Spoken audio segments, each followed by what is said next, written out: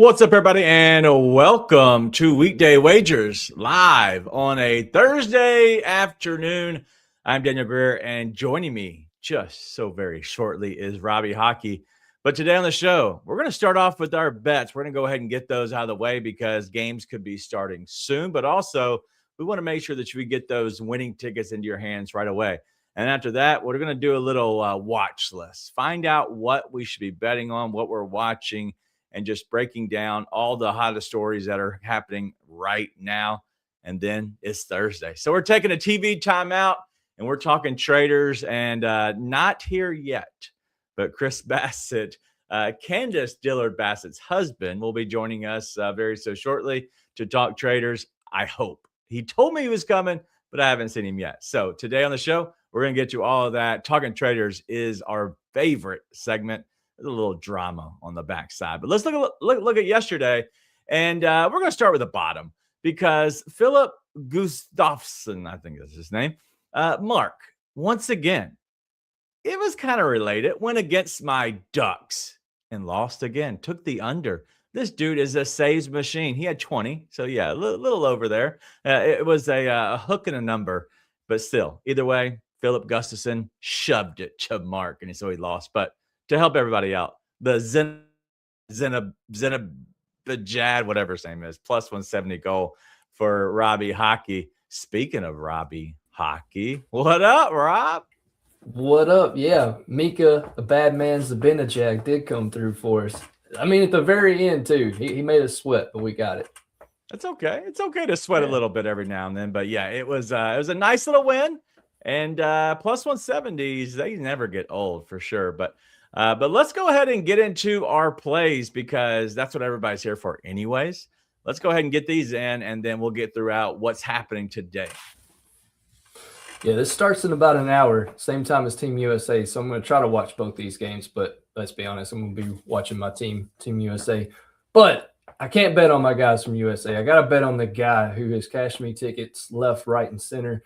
And a guy who's playing on a Germany team where really Tim Stützle is the only other guy that I like to score goals in that one. They're facing Denmark, who has Frederick Andersen in goal. Frederick Andersen isn't even the first or second best goalie on his NHL team. He should get his cheeks clapped today by Leon Draisaitl and the Germans. I expect this game to be at least 5-0.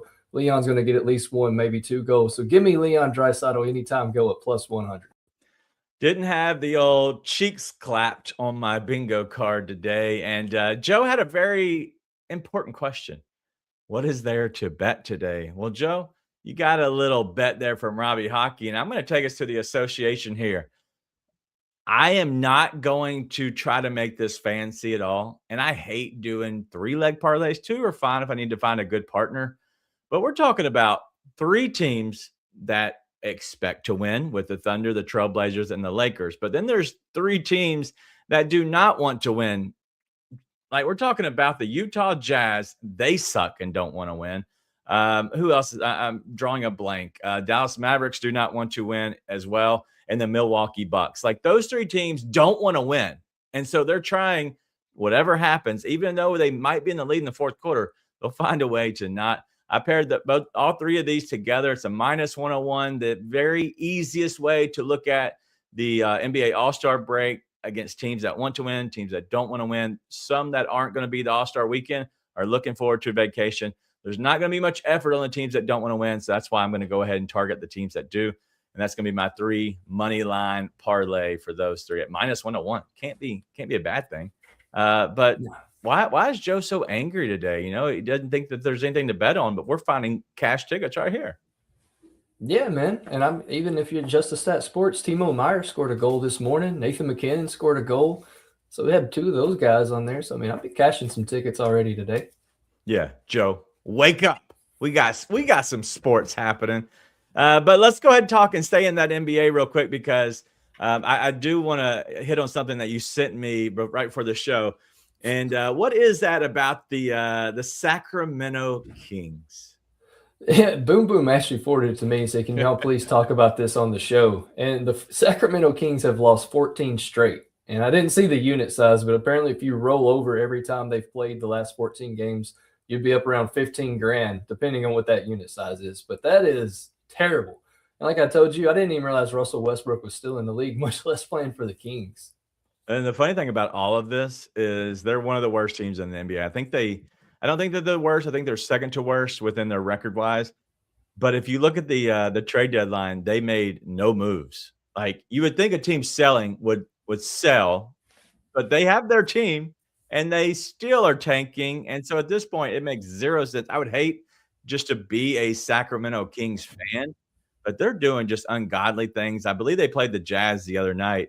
And instead of like, hey, this is going to be a tank off, the Jazz knew that they had to win that game because what happened with the Kings? They sat everybody except for DeMar DeRozan. And so he was the only one that actually could walk and chew gum. And so at that point, you're talking about a 20-plus point win from the Jazz, to which Jaren Jackson Jr. now is out for the season with a surgery. Their newly acquired player, the Jazz. And I just, as Boogie's saying, so Jaren hurt his knee on the bench the last few fourth quarters. Well, the issue is, for my understanding, this could have waited. The Jazz found an opportunity to somehow get this surgery, with even though it's a scope done. But it is some kind of a tumor. I don't know if it's cancerous or benign or whatever it is, but I believe it's just like a tumor within his knee, which is just a growth of some sort, if that makes sense. So when you hear tumor, it sounds bad. So that's why they called it a growth. So either way, that's what we're doing in the NBA, Robbie. I still don't get the tanking. It's disgusting. I don't, props to you for betting on this sport every day, because I tried it the other day and I'm pretty good. Like I have a groove when I'm looking at NHL player props. I have a good feeling. I look at NBA, I'm like, I'm as lost as last year's Easter egg, man. I don't know what the hell I'm looking at. I can't tell who's still good, who's not, who plays, who's load managing it. Yeah, kudos to you, because I think that's one of the hardest sports to bet right now. Yeah, it's bad. But an idea I had, and I don't want to spend too much time on this, but the tanking is an issue between all these teams that are trying not to win. So I kind of was thinking about, like, at what point during the season could you move it's the lottery of what your record is, and then at that percentage you have the better percentage to get the certain pick. But I was thinking, instead of having to like completely overhaul the system, what if you just moved it to All-Star Weekend, to where everybody's records froze? And so if everybody's records froze right now, these teams that are bad, they don't have to suck for the next 25 games. Like they can actually play their young kids. And if they win games, they win games. If they don't, they don't. The fans win, because now there's less, chances that you get to go to your home team, like the Grizzlies for me. And I don't have to worry about, hey, there's no way we're winning. I would like to see our young team somehow get better. And so that was my thought, is I wonder if and I know people would try to circumvent, the situation, but if they try to circumvent the early part of the season and then try to pile it all on for the last half, they're still not going to be that good. There's only so much faking you can do. So is there anything, and I know you don't know tons about the NBA, but is there any reason that you might not want to move it to halfway, or I guess 2/3 of the way through the season? I don't know. Me and Mark were having this conversation. I can't remember if it was on the show or off the show, but it was the tanking when you're getting paid millions of dollars just doesn't sit right with me. Even if the team sucks, like I hate it. If you're a huge fan of a team or the NBA in general, and you go to work every day, you can't fake it. You can't just go tell your boss, Right. hey, my toe hurts, I'm taking load management. So I think of it kind of as a fan, and I'm just like, what? It's not even mid-season. Like technically we're not there yet, because there's still games to be played. And teams are already packing it in when you've got to almost June. Well, June's the finals. You got to almost April and May to keep going. So I don't know how you fix it, man. I really don't. I think, who is it, says the owners are the problem with the Kings. I think a lot of the owners are the problems in the NBA in general. So I don't know, man. I don't have a right answer for you, whether it's you freeze it mid-season or you wait to the very end. It's like you said with the Memphis Grizzlies, they're clearly tanking right now. I don't know, dude. It's a good question. Yeah. And the funny thing is, like, talking about the Utah Jazz, people are wondering, like, hey, why don't they just go for it and see if they can get in the back door? They could. However, they have a draft pick this year that they've traded already. And if for some reason it falls out of the top 8, they would lose the draft pick. So that's why they're trying to stay in the top 8, is because they want to keep that. But how funny would it be if they stayed at 8, which they are, and they shouldn't move, and they actually, the way the lottery broke down, they actually fall down to the 9th spot with those. That would be the funniest, because then they have to give up the draft pick. And at that point, sorry about your luck. You just lose it, and all that tanking that lost season, you could have actually tried, and would have been a bummer. But I would like to see that happen. We'll see. Yeah, as long as it's not cancer for Jaren Jackson, I hope Sure. it's not that. But yeah, other than that, I think it would be hilarious. Yeah. All right. Well, we're going to bring Seabass here in a second, but I want to talk about this hockey game because it starts off very, very soon. So the hockey game, it is the Lord's country. It is the United States of America playing hockey, Olympic style. What can we expect from this hockey game? It should be a good matchup, Ed. With Team USA and Latvia, there is a storyline in this matchup, and I'll have to pull his name up because I cannot pronounce it. But Charlie McAvoy plays for Team USA. One of the guys for Latvia, and I've got it right here, but my God, I'm going to butcher it. Sandis Vilmanis. We believe you. Whatever. He elbowed or hit McAvoy, and if you look at his face, he looks like Quagmire because his jaw is crooked and it's fat. Okay. So these two, I know you can't fight in the Olympics, but I could see somebody checking him maybe once or maybe twice in this game, a little harder than normal. Other than that, Latvia is going to try to play a tight defensive game. Team USA, I like the guys like Tage Thompson, who I don't think is getting enough love, and Matt Boldy. I think those are two guys, if you're looking for value goal scorers on Team USA, I think those are two guys you could look at. The Kachucks get talked about quite a bit, but I need to see how they play. Matthews has been hurt most of the year, so he hasn't really came back to form. And then Brady's kind of had an off and on season. He got hurt earlier in the year, but he's been back. So they're going to get a lot of the headlines, but I think guys like Tage Thompson and Matt Boldy are the two that I like to score a goal for Team USA. I think USA wins too. Elvis Merlinkas is in goal for Latvia, and he's been playing well for Columbus since they changed their head coach. So the only way I see Latvia staying in it is if he has a game kind of like the Slovakian goal he had yesterday. If he just stands on his head, you could see a close game. But if we get in one or two early, I think it's over. I love that term, by the way, the standing on your head as a goalie, like just doing everything. All right, what's the puck line on this game? That is a great question. I know Team USA, it was out of play for me. I think you can get maybe -3.5. I think it's the best line you can get for USA. Okay. And I think even that is a little bit pricey.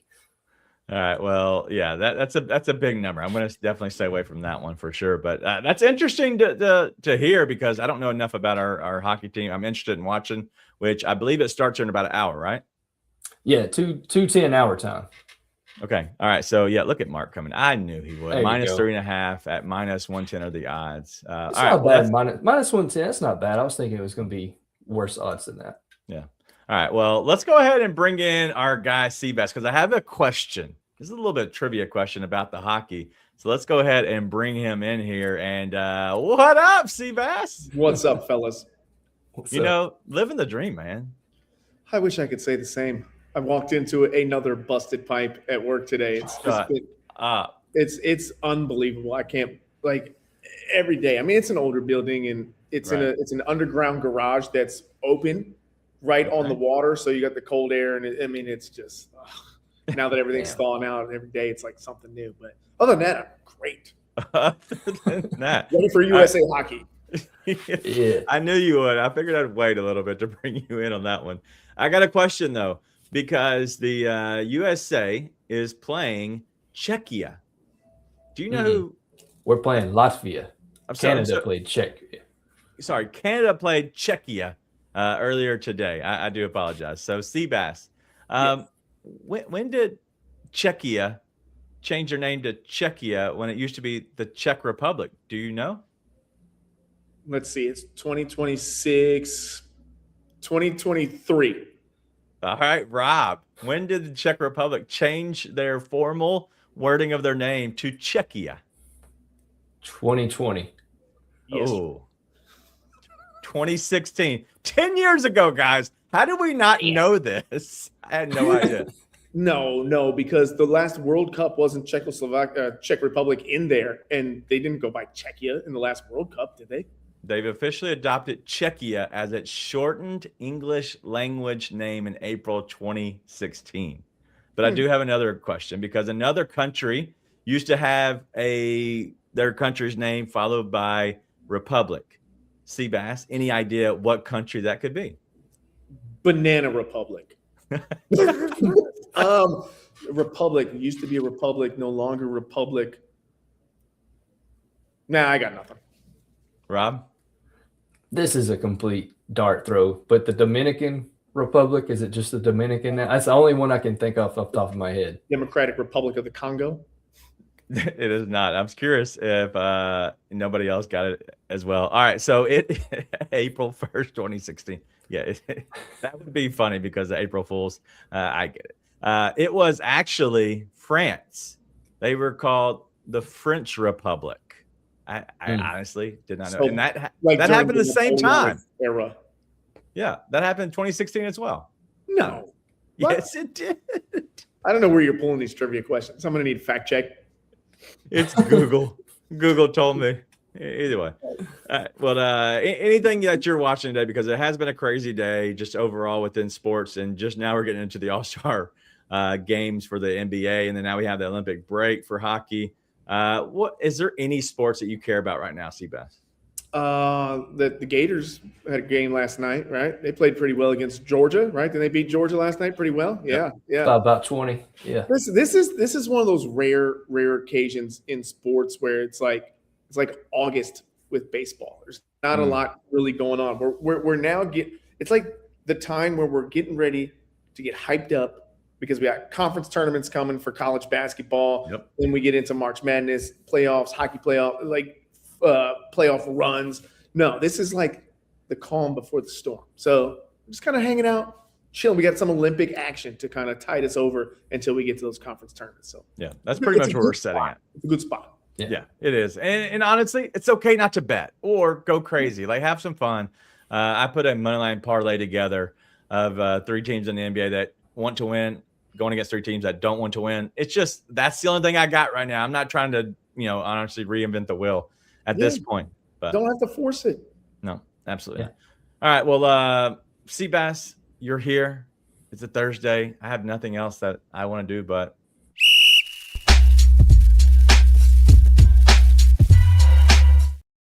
all right, let's do some talking Traitors and pour one out.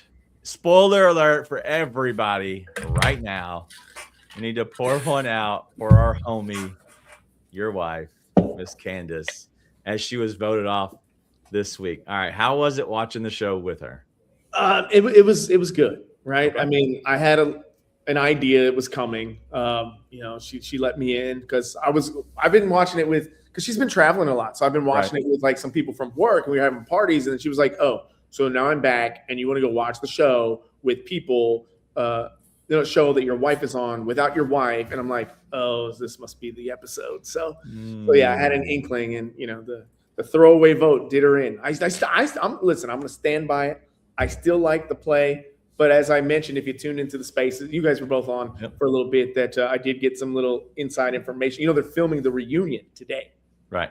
Yeah. Which is, but I didn't know it was today. That's cool. They're literally filming it right now. Wow. Wow. So, where is it? LA, New York? Yeah, they're out in LA. Yeah. That's cool. Well, I knew you had told me that she was going to have some trips coming up to LA and everything, because obviously you have to have a normal. She went to the Super Bowl. Right. I heard that somewhere that she went to the Super Bowl. Yeah. So for part of the press or whatever, she got selected to be like the NBC pregame show. They had like the yacht party. I don't know if you saw her. She was on there. She did the conga line through the boat. I heard she did one. Yeah. So I guess then they were like, well, hey, we have a ticket. Do you want it? We don't know what section or who's in the row or whatever. It's just one ticket. She was like, well, yeah, I'll go. And then she ended up being with like an executive at NBC Universal. So it was a great time for her. She got to go to the actual game. She had a great time. She loved it. I was like, man, you don't even really like football like that. Like if it's a good game, I'll watch it. But yeah, so she got to go and had a lot of fun. But wow, yeah, man, she played a good game. Some people don't like her moves, but there's reasoning. I think at the reunion, you're gonna have to tune in. There's gonna be some information to kind of further explain why she did what she did. So all right. Well, we'll get into all of that, but Candace obviously voted off on the round table, and there's a lot that's happened. Let's almost not go unanimously. Yeah. Yes. Yeah. It was the most, tied for the most, because obviously you don't want to vote for yourself. So tied for the most ever, which is cool. Honestly, that means you're a threat, and that people saw you as a threat. I would take honestly, She was actually, she told me she was really mad that who was it that didn't vote for her? Shoot, I forget now. But one person didn't vote for her. It might have been Mora. No, that wasn't Mora. No, Natalie? I thought it was the other housewife. Was it Dorinda? Oh, probably. Yeah. Maybe it was. That's what I was thinking. I can never remember her name. She was like, if you're going to vote me, I wanted everybody to go. Right. To vote that would have been. That'd been cool. Yeah. And so then we get into, now all of a sudden, Rob's got to bring somebody on, right? Yes, he does. So let me ask, because this is my first season watching this. Could he have gone solo? No. When there's down to one, you have to bring somebody on. But if they decline, then you murder them, right? You would have to, right? Yes. Because otherwise, they're like, oh, yeah, he recruited me. He's the traitor. Yeah, that would have been – yeah, so that's the thing is they have to accept or they have to exit the show, which in the end, that would be the murder overnight. Like they wouldn't tell that he didn't accept whatever. They would just say he died. And so I'm not sure if they say, hey, we'll go find somebody else real quick. Go find another one. I don't know. We'll find you somebody unless everybody just quits. And then you just win. I thought it was going to be a choice, and I figured he would choose to accept one. But like when Alan came in, he said, tonight you're giving the chance or the opportunity where you will find a whatever. He didn't give him the option. There was no like, you can do this or this. He put that sheet on there and it said pick somebody, and if they don't, then they're murdered, whatever. Yeah. Yep. So we'll see how it goes. All right. Before we get into all of what happens in the future, I want to go back because Rob, I'm going to ask you. All right, just blatantly, just yes or no. Do you think the one vote did Candace in, or do you think that she could have wiggled out of it? Yes, I think it did her in. Okay. I think she could have wiggled out of it. I think the one vote was definitely the tip of the iceberg. Mm-hmm. But what do you think that there was a chance where she felt like she could reconcile on this show and not mention Rob and not go home? Because she's the one that brought up Rob at the round table. I'm not saying what happened off screen or off the cameras or before that round table. But Rob, do you think that there's a chance that she could have said, you know what, I'm just not going to mention him unless he brings me up first, and then maybe not have went home? Yeah, don't make it a big deal. I really wish she'd have just said Natalie, because I know during that episode it was Natalie or Lisa. And if she just went, hey, she's a housewife and I don't think she's the traitor, I'm going to go Natalie because that seems to be the consensus. So sorry, Natalie, that's just the way I'm going. As soon as you put Rob out there, people are already too paranoid on that show, because as we're watching, they have no idea who the traitors are. So everything, any little thing they can take, it's also like a conspiracy theorists. Give them 1 inch and they're going to try to spread it out a mile. So I think just her using Rob's name and calling it a throwaway vote when you're trying to actually find the traitor, I think that's what set everybody off and did her in. Yeah, but it was the next show. So this past show is, I guess that's what I'm getting at is like, do you think you were going, do you think she could have held her tongue at this last episode and said, you know what, I'm not going to mention Rob unless he mentions me directly, or if I'm just like trying to throw out, a lifeboat at that point. Do you think that she could have saved herself by not mentioning Rob on this last episode?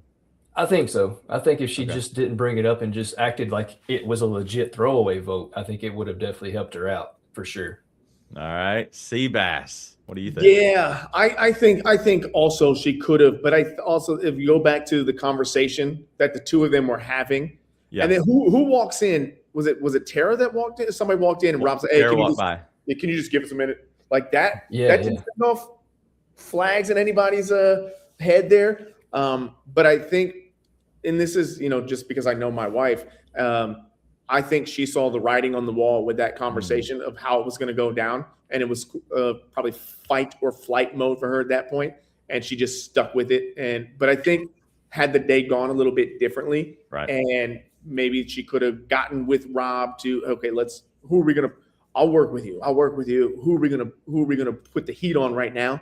They maybe could have done it. But that was a two-way street, and I think that maybe after that conversation, I just don't think she saw it in the cards for her that he wanted to. So, and that's the thing is we don't know exactly how all those conversations go because how long was that conversation? We don't know. But I believe it was Steven that was sitting there talking to her, and Rob asked Steven if they could have a moment, and then while I guess Rob and Candace were talking, Tara walked by, which I believe Tara and Candace have a decent relationship, on the show. And then obviously afterwards, they, I believe they're friendly or they're friends. And so at that point, I don't think there's not much to do about that, in all honesty, because maybe that happens. But my thing is she could have easily swallowed, her, I guess her anger and just kind of faked it for a little bit and try to get a game plan. Yeah. And then, but I do believe that there had to have been something where, because she was already getting heat a little bit, I believe, before she even brought up Rob. So I think that it was the fight or flight mode that got her. And that sucks because she was playing such a good game. I think if she'd have stayed another week, I think she'd have got past this week. She could have thrown everybody off the scent, maybe. Yeah. And then flipped it by working the people against Rob by just like, dude, there's something going on with him. Like, just kind of speculate. Like, I'm not going to vote him again because I already almost got sent home because of that. Right. But I think that there's something there, because why is everybody, drinking his bathwater? I think that's an opportunity, which I think she said that. She definitely said that. Yeah. I love that. But the other thing, he's got the dagger 6, right? They're all locked in. And that was one of the things I thought, like, when he got the dagger and they're getting out of the car to go back in, and he just stops and he turns to everybody. I thought leading with, guys, I'm a faithful, so let's keep this together. I feel like he should have worded, like, if somebody said that to me and I've got the dagger, like, I would have worded it a lot differently than that to make it more inclusive. Like, okay, let's keep this a secret amongst the faithfuls, whatever, but to announce in that moment was a little bit weird. And I also thought that while he was sitting there when they were outside, during the day, the last thing Colton told me was Candace was a traitor. Like, he didn't have to say that. He could have let other people talk about it and then just kind of sat back like he has been, nod his head or make a face like he likes to do. I like to make faces too, as we all know. So I think he was gunning for her, I think, at that point. But that was also after, their conversation, and they were like, you do what you got to do. I'm going to do what I got to do. And that's where we end up. All right, before we move on to talking about the new hire of the new Traitors, potentially, I do want to ask about that. And Rob, I'm going to let you go first. That way you don't let Seabass sway your judgment here. But in your vision of Rob, I know Seabass just said that he could have easily just not mentioned that Colton said Kansas' name. Do you think that he played the right way by just throwing out that little tidbit, but like maybe just didn't think anything about it, or no, I know he thought something about it, but just like as like a throwaway suggestion, that way people don't think he's not contributing or whatever. Do you think that this gameplay that he's doing so far is good? I'd say yes for 2 reasons. One, Natalie's already on everybody's mind. So you have Natalie as a potential traitor. But now with the throwaway vote, you have people talking about Candace. So if you can get more than just one that everybody's going to target, I think it was a smart move for his gameplay. Because at the end of the day, you want to be the last one standing. Right. So I think him doing that added some extra insurance to Natalie. Because they're all on Natalie now as well. They think she's a traitor. If you can add Candace to that and have 2 potentials, that's 2 people they're not going to be looking at you as much. And that's why I think it was a good gameplay for him. All right. So overall, Rob, on just the game as a whole, do you think Rob is playing a good game just as a whole, the whole game, not just 1 week or 2, but throughout the whole time that we've seen so far? Yeah, he's a hell of a manipulator. He's got all these guys thinking, that he's Jesus and walked on water all of a sudden. So, yeah, I think honestly, I hate that Candace is gone, but for his game, he's playing a hell of a game right now. Yeah, better we're than very anybody biased. else, I think.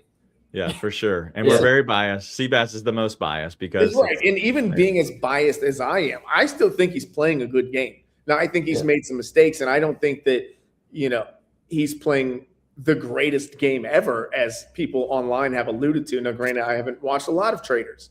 It's my first season, so I can't say. Dude, I will say, I think it's some of these people have sucked. Okay, so that's why I think he's getting elevated. Like Sari got elevated.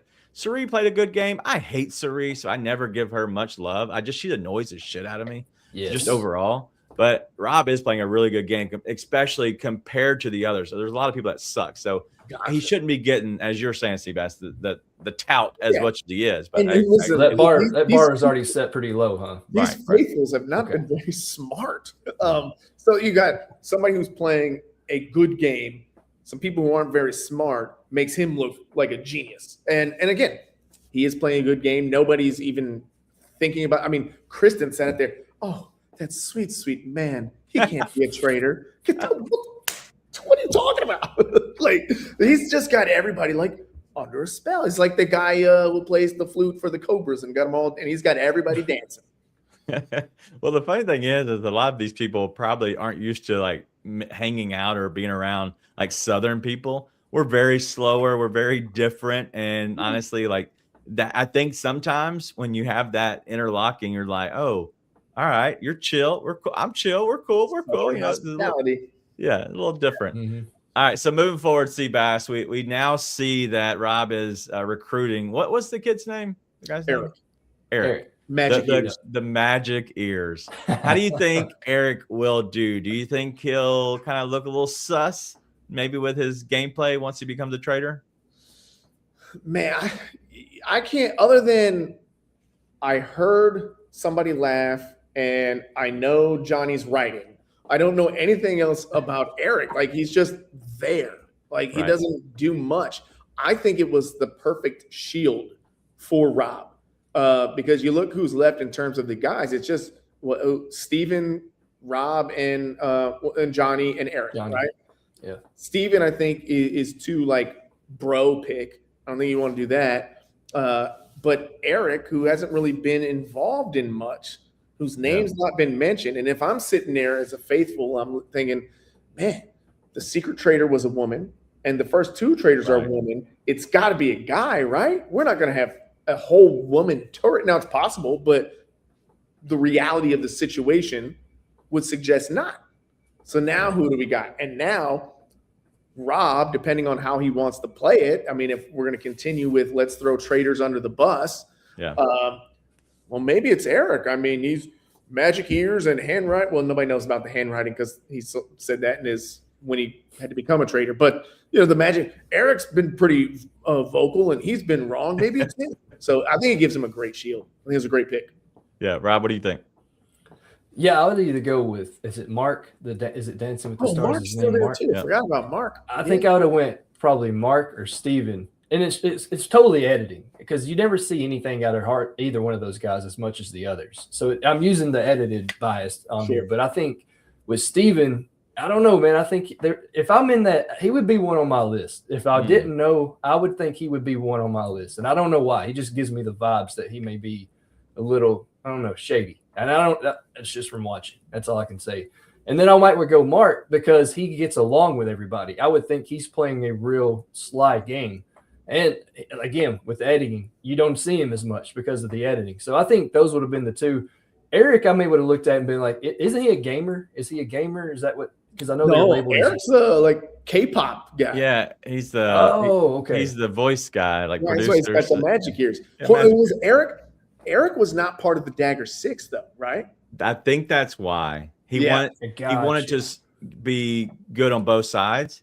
Yeah. And so at that point, he has Eric's group that he might be close to, like Kristen. That way, Kristen's smart, keeps him off of her or off of Rob.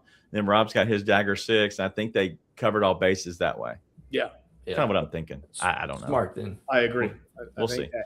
All right, last question for you, Seabass, and we'll get out of here. But we have a question. With Candace out now, who are you rooting for? Would it be bad if I say Rob? Just don't. This is not recorded. No. Let's see. Who am I rooting for now? Okay. So this is going to be another Homer pick. I'm rooting for Kristen. Just because of the chef connection, but she was also on Top Chef season 3 with a guy I played soccer with in high school. So kind of connection there. So that's I'm gonna go with Kristen. I like her personality. She was great on Top Chef. She does a good job as host. Do you guys even watch Top Chef? No. I have seen Top Chef. My wife used to watch it quite a bit, so we used to watch that. And what is the other show where they have like limited ingredients and they have to battle it out? Is that Top Chef? Is that what it is? No, the limited Chopped. Like they don't know what's in the basket and they got to make it. Yeah. I would do that show. I wouldn't do Top Chef, but I would do Chopped. I've seen a ton of Chopped. Plus, Candace wanted to make her a trader, so I'll go with Kristen. All right, so last one. I said that as the last question. This last one is not talking Traitors related. If you could go on one cooking show, which one would it be? Yeah. So, I just said Chopped, but I would actually do Next Level Chef also. What's the difference? I don't know the difference. Okay. So Chopped, you start, there's 3 chefs. It's 3 rounds, appetizer, entree, dessert, and you get a basket, but you don't know what's in the basket. Gotcha. And so they say you open it up, and now you've got to create either an entree, appetizer, or dessert, depending on how far you go. And there's obscure ingredients that you may or may not know how to use. So I would do that because it's challenging, and everybody has the same thing. But Next Level Chef, it's a Gordon Ramsay show, and there's tiers, and it's like this elevator of food, and you have time. You've got to grab it off as it goes. And if you're in the top, the best, you are at the top, so you have less ingredients to work with, and it shuffles every round. So it looks pretty fun. Huh? I've never heard about that. Honestly, I've heard the name, but I had no idea. I've never seen it. But why haven't you done any of these? Oh man, I don't know.